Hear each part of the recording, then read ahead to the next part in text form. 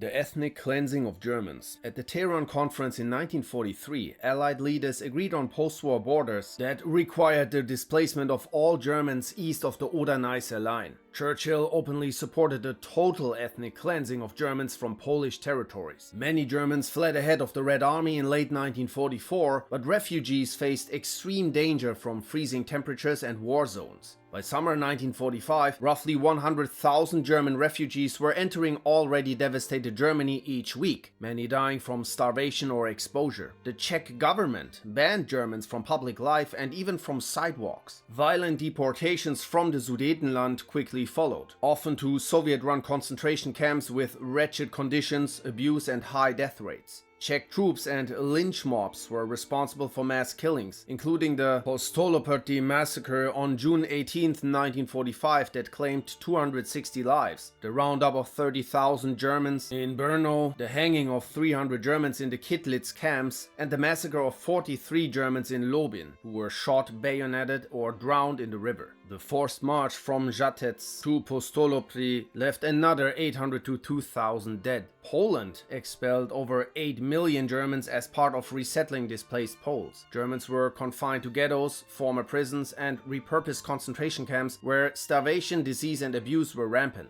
In the Zagoda camp, a subcamp of Auschwitz, German civilians including women and children were tortured, abused, and exposed to typhus epidemics. 2,000 to 6,000 people died here within 8 months. In Yugoslavia, remaining Germans were placed in camps, with thousands shot by communist partisans, and around 30,000 Germans, mainly women, were deported to Soviet gulags. Historians estimate over 48,000 Germans died in Yugoslav camps. In Hungary, around 200,000 Germans were deported by 1948, while in Romania 100,000 were sent to Soviet labor camps, resulting in another 10,000 deaths. Some German children, like the Wolf children in Lithuania, survived by scavenging or being adopted and losing their cultural identity. By the early 1950s, deportations slowed. Around 12 million Germans were displaced across Eastern Europe, with at least 500,000 dying from violence, disease, or exposure. Some estimates go up to 2 million deaths. All this still remains widely unacknowledged.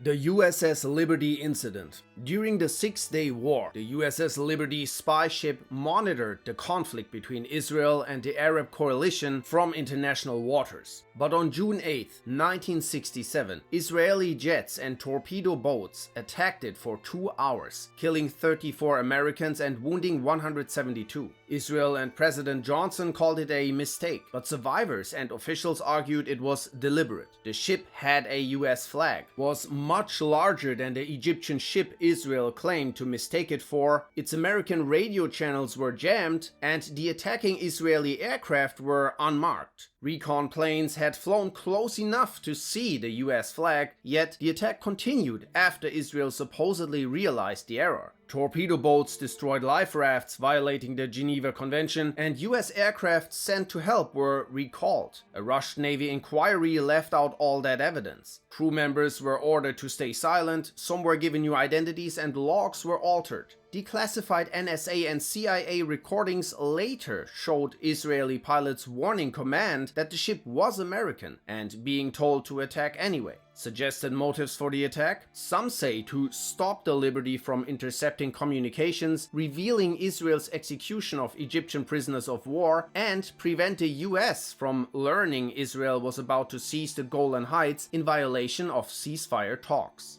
The Red Holocaust was the systematic persecution of Christians and other class enemies in the Soviet Union from 1917 to 1991. From the moment the Bolsheviks took power, Lenin and his successors pushed world communism and the abolition of religion, launching campaigns to erase Christianity. Persecution began immediately after the October Revolution, even before the Red Terror, and continued after World War II into the Eastern Bloc. Lenin's secret order: the more clergy we shoot, the better. Early Bolshevik forces shot or crucified thousands of priests, with stories of clergy nailed to church doors. Between 1918 and 22, at least 28 bishops and over 8,000 priests and nuns were brutally killed. Churches like the Christ the Savior Cathedral were blown up or repurposed as warehouses. The de-Cossacization order aimed to exterminate the Cossacks, who were Eastern Orthodox Christians, killing an estimated 300,000 to 500,000 people through through shootings, drownings, and early gassing experiments. During the Great Purge, roughly 100,000 clergy and believers were executed in 18 months. And owning a Bible could mean decades in a labor camp. The NKVD's Polish operation executed around 111,000 ethnic Poles. Millions more Christian Ukrainian, Belarusian, and Baltic families were killed through forced famine, execution, or gulag imprisonment. From 1917 to 53, conservative historical estimates place the death toll from anti-Christian, anti-peasant, and anti-European campaigns at 12 to 20 million. The scale has been largely downplayed in the West. After World War II, the USSR was treated as a necessary ally against Hitler. Acknowledging Bolshevik mass killings weakened that narrative.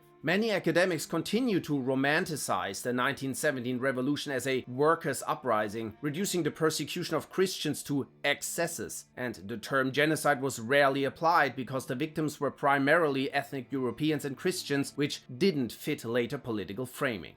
The Nanjing Massacre began on December 13, 1937 and lasted 6 weeks following the fall of China's capital to the Imperial Japanese Army. Japanese troops carried out mass executions of more than 200,000 civilians, including women and children, alongside widespread physical violation affecting an estimated 80,000 women and girls. Victims were bayoneted, machine-gunned into the Yangtze River, tortured and burned as looting and arson swept the city. Japanese soldiers ran public kill 100 people with a sword contests. The massacre was part of a wider pattern of Japanese brutality during the Second Sino-Japanese War. For decades, Japanese textbooks minimized it as an incident, and nationalist revisionism often challenged the death toll. General Asaka, the imperial prince who ordered the massacre, received immunity and was never tried.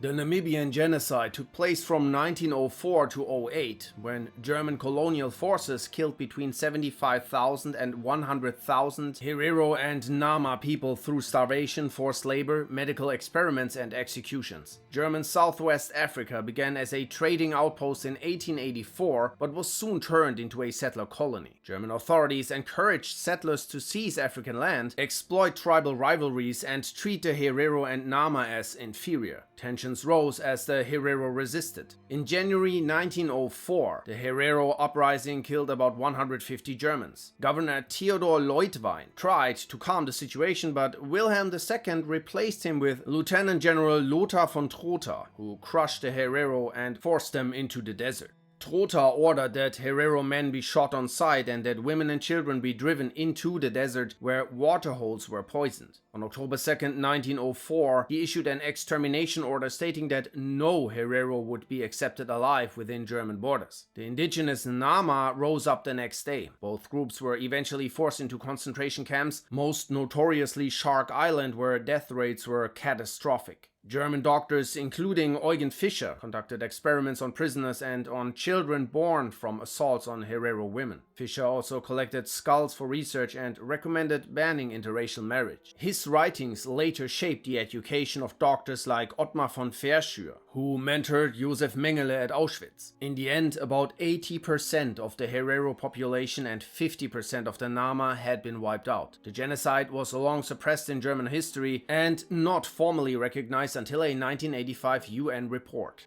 The Tulsa Massacre took place between May 31st and June 1st, 1921, when white mobs, some allegedly armed by local officials, attacked the black neighborhood of Greenwood in Tulsa, Oklahoma. The district was firebombed, machine-gunned, and burned to the ground across 35 square blocks. It all started after a black man, D. Rowland, was accused of assaulting a white woman, Sarah Page. Rumors that he would be lynched drew a crowd of about 500 armed white men to the courthouse. A smaller group of armed black World War I veterans arrived to protect Rowland, were told he was safe, and briefly left. Their appearance enraged the white mob, which swelled to nearly 2,000 as people retrieved guns and returned. When a white man tried to disarm a black veteran, a shot went off and the situation exploded. White mobs then invaded Greenwood, shooting residents, burning homes and businesses, and dropping incendiary devices from private aircraft. Up to 300 black residents were killed. More than 800 were hospitalized and around 10,000 were left homeless. As many as 6,000 black Tulsans were forcibly interned for days. Local authorities covered up the massacre by labeling it a riot.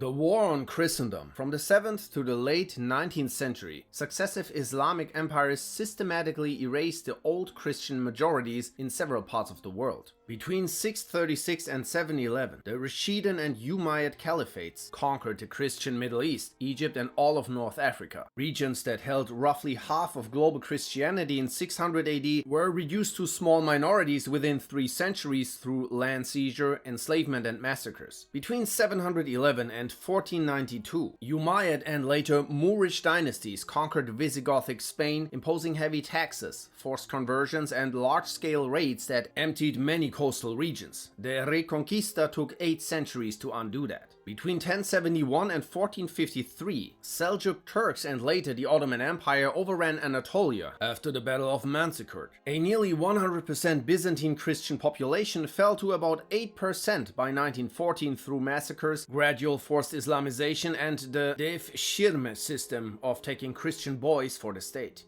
Ottoman expansion into the Balkans brought centuries of the blood tax, mass enslavement and depopulation of resisting Christian communities. In the empire's final phase, the Armenian massacres and the Greek and Assyrian genocides under the Ottomans and Young Turks killed or expelled roughly 2.5 to 3.5 million Christians. By the end, Christianity fell from being the dominant faith across all these regions in 630 AD to under 4% today, one of the largest long-term demographic replacements in history.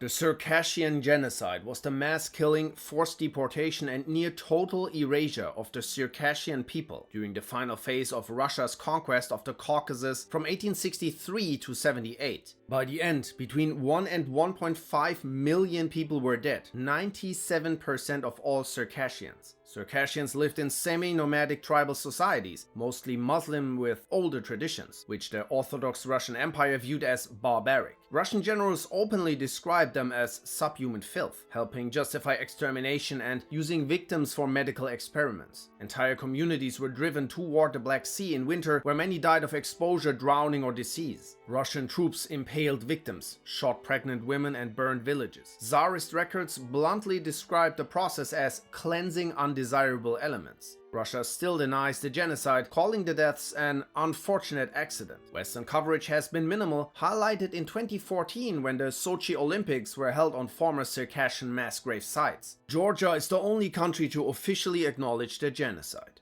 During the Second Boer War, the British wanted to subdue the Boer people from southern Africa. Under Lords Roberts and Kitchener, British troops burned 30,000 farms and homesteads, leaving thousands of families homeless. Kitchener then ordered that these civilians be rounded up. About 200,000 Boer women, children and elderly were forced onto open rail cars and sent to concentration camps where overcrowding, starvation and disease were widespread. By the end of the war, at least 28,000 Boer civilians had died in the camps, about 80% of them children. African civilians who fought alongside the Boers were held in even worse camps, though their numbers were poorly recorded. Estimates put native African deaths at 20,000. Many African men were also forced into labor on British railways and gold mines. British schoolbooks later sanitized the episode, claiming the empire had fed and cared for all families. The East Timor Genocide refers to Indonesia's campaign of mass killings, forced displacement and state-directed terror carried out during its 1975-99 occupation of the territory. Under Suharto's New Order regime, the invasion was framed as pacification and anti-communist stabilization, but the military targeted civilians and resistance fighters alike. Entire communities were wiped out through massacres, scorched earth operations, forced famine and disease. Some say the true motives were expansionism and hostility toward East Timor's overwhelmingly Catholic population. Despite the violence, Indonesia received backing from Australia and the United States, while much of the world looked away.